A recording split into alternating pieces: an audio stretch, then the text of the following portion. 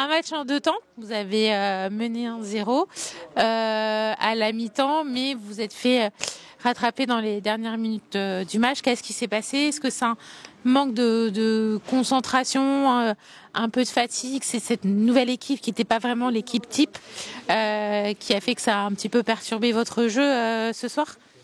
Oui, forcément. Après, on savait que on devait gagner ce match, continuer sur nos lancers, même si en ce moment, c'est pas non plus ce qu'on veut, mais on a essayé de tout faire et l'objectif c'était de gagner. Et malheureusement, on a concédé le nul, mais je pense qu'on a fait de très bonnes choses. Et après, on peut retirer les choses positives et travailler sur les choses un peu négatives.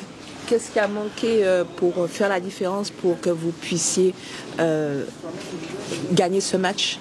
Je pense un manque d'efficacité. On a les opportunités de conquérir le match et malheureusement on l'a pas fait. Mais je pense que c'est ces choses-là qui manquent et comme je l'ai dit, on va s'appuyer sur les choses positives et gagner en maturité sur les prochains matchs.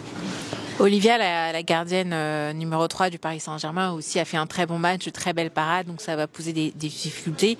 Est-ce que vous pensez que vous n'êtes pas un petit peu trop dur quand vous dites que vous avez manqué en efficacité? Oui, c'est une très bonne gardienne en face.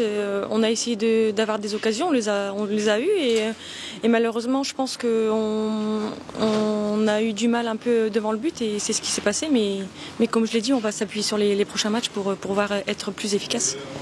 Il y a des joueuses qu'on n'avait pas l'habitude de voir titulaires qui ont été là, donc ça a permis d'avoir du temps de jeu. Lyon a fait la même chose, tel que le Paris Saint-Germain. C'est ces 3 équipes qui sont en play-off.